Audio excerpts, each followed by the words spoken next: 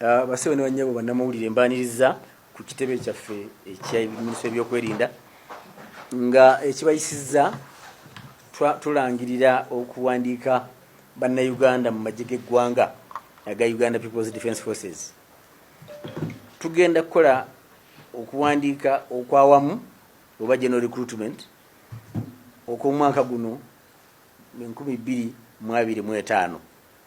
Tugenda kuwandiika abantu 1,105 bannayuganda. Ate omwo tujja kuba tuwandiika abanaakola amagye aga bulijjo n'abo abanaakola amagye ag'ekikugu. Gatya ngenda kubinyonyola wammanga. Okuva ng'ennaku z'omwezi 7 omwezi ogw'omusanvu lwe bbalaza olujja okutuuka ga 11 omwezi ogw'omusanvu omwaka guno 2025, abaagala okuyingira amagye bajja kusabira ku mikutu ku mitimbagano webalinnya ku mitimbagano kye tuyise online. Kakati banaakola batya?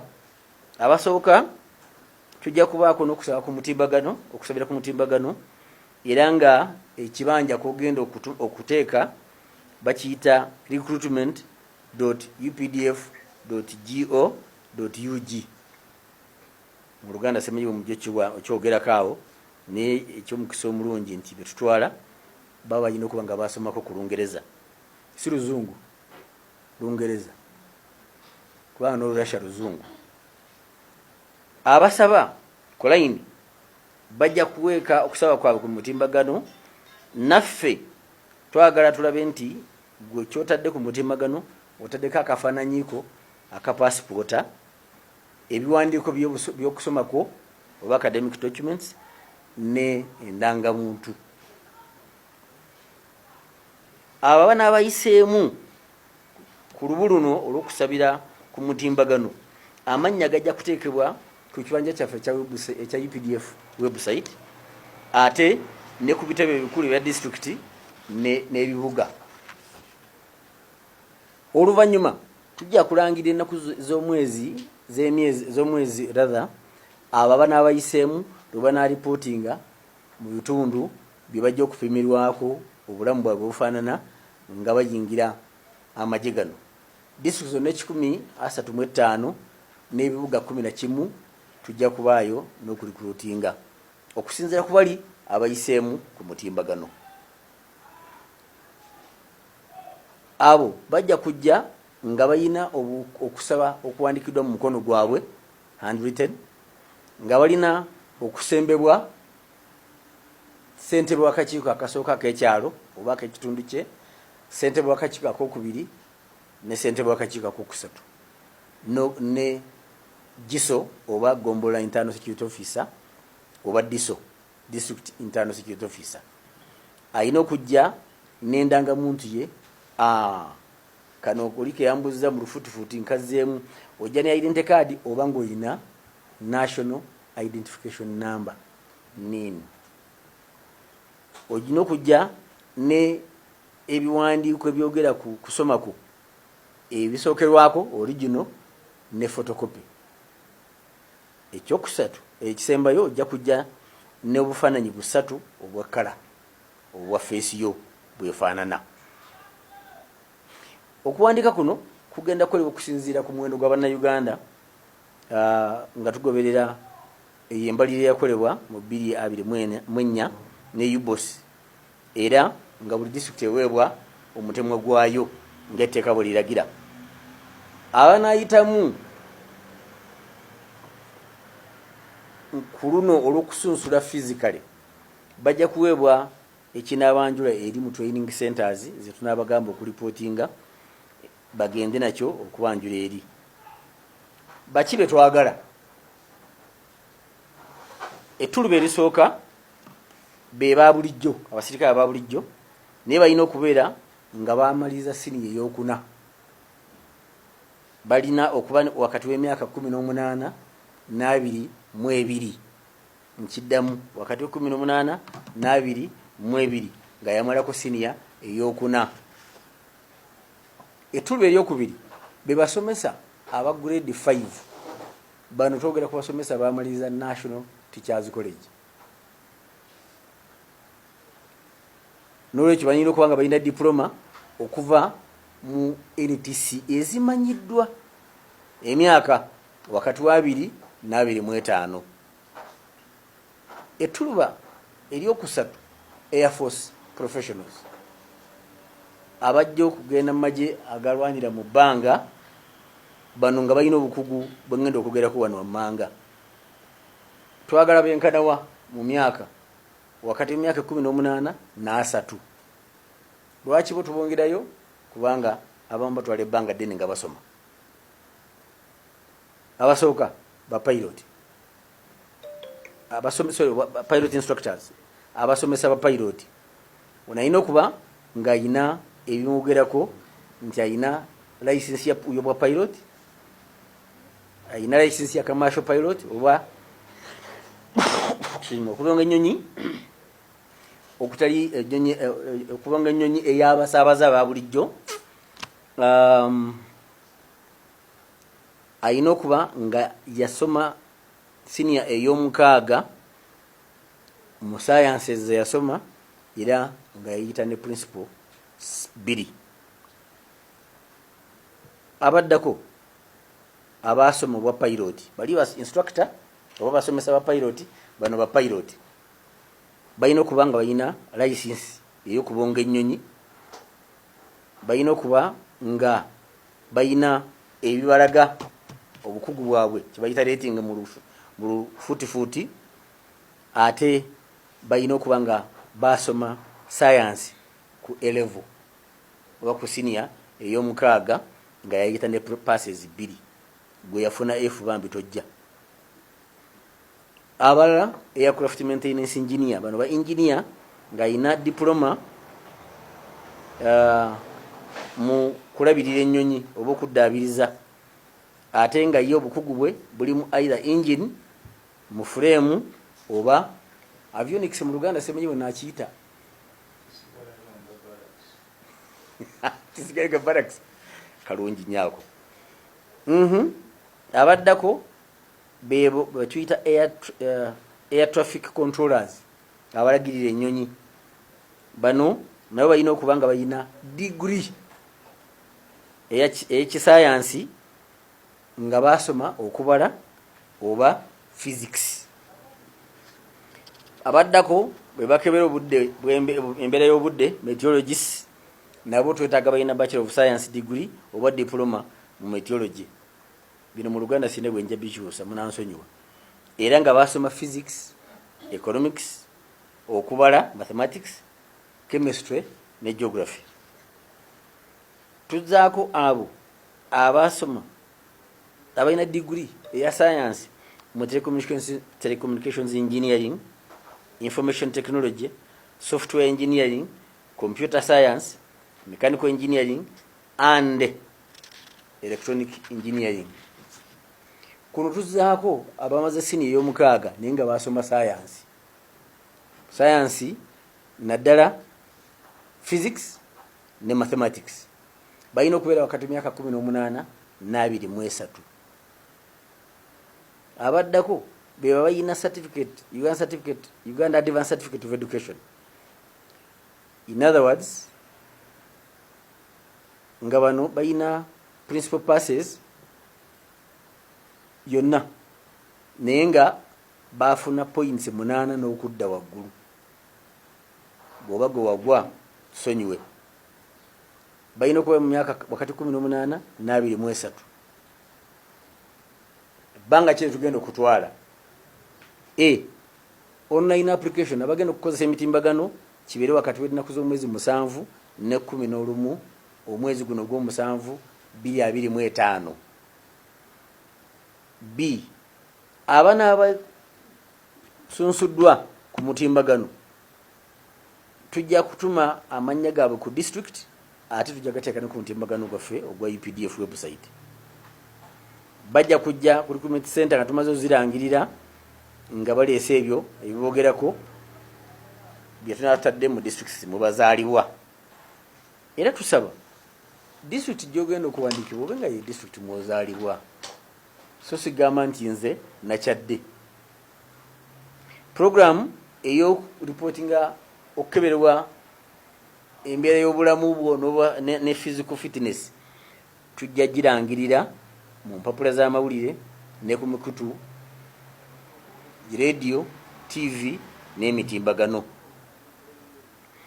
Betusuubira balina okujja nga bannayuganda era bajja ne national ID oba endangamuntu. Emyaka gye twagala mu general recruitment 18 mpaka 22. Abo gye twayogeddeko obukugu bw'enjawulo twongeddemu mpaka emyaka 3 okusinziira ku bannasayansa bye baba basoma. Oteeka kuba nga munnaffe gw'oli mulamu mu mubiri gwo ne mu bwongo. Empisa twagala oyo agoberera amateeka era nga mutuuze ow'omu kitundu ekya district eyo mutugenda omuwandiikira. Era n'olwekyo alina okujja n'obuwandiiko bw'ebbaluwa ya chairman LC esooka, ey'okubiri, ey'okusatu. Teekako Gombola Internal Security Officer oba District Internal Security Officer n'obusembi obusembayo bwa RDC. Kino bino wammanga mubigenderere. Okuyingira amagye kwa bwereere. Okuyingira amagye kwa bwereere. Teri kusasula wadde nusu n'emu. Ate bannaffe bawala baffe mweyina okuyingira amagye. Naddala abo abalina obukugu bw'enjogeddako awo. Emirimu gino eno gye giri mujje muyingira amagye mugakole. Ba professional oba abakugu ng'aba Air Force n'abasomesa grade 5 muyina okuteekako empapula z'obuyigirize bwammwe. Mujja kujja n'original ne photocopy. Bw'oba oyiseemu original zijja kuddayo wammwe. Maliriza nga nsaba nga ngamba bwe nti UPDF wabaddewo abakozesa akatambi k'omwaka oguwedde okubbirako abantu ssente. Kimpaliriza okukyusa uniform olabe nti ku luno nyambadde endala siri mu kawunda ng'omwaka oguwedde. Oli bwana wagikozesa aleme balimba. Buli mwaka tuwandiika ekigendererwa nti mukama waffe president yatugamba naffe tubeere nga tugunja emirimu bannayuganda abasomye bagiyingiremu bagikole. Namba 2, obukugu bugenze bweyongera. Twetaaga abannasayansi nga bw'olabye. Era bw'olabanga gavumenti esasula bannasayansi teacher sente zisingako ezaffe abasoma history teweewuunya. Kubanga kati obukugu obuli mu kulwana ndowooza mulabye badde bigenda mu maaso wakati wa Isiraeli ne Iran. Sembayo okulaba okebera nga bannayuganda abali connected ku mitimbagano basooka 2,200,000. Myaka ng'esatu emabega kati osuubira bwenkanawa. N'ekisinga obukulu ekitukozesa kino twewala abantu okutusisinkana mu ntandikwa kubanga sitaani akyakema. Abamu bakozesa omukisa ogwo okujja akasente ku bannayuganda baba bagadde okuyingira amagye. Kati okukendeeza obumenyi bw'amateeka ng'obwo twagala omuntu asabire ku layini agenda okujja ku physical ng'oledde yayitamu wano. Era kino kankiddemu nti nkwegayiridde tobuzaabuzibwa nti omukulu ayagala kino. Teriyo omukulu mu bino, buli omu ku ddembe ly'okuyigira amagye g'eggwanga ku bwereere. Nakano kankayise bangambye mbu ba LC basasuza sente. Omwana ayagala okuyingira amagye omusasuza sente ya stamp ayina sente ye gy'agenda okufuna ku ssaawa eyo.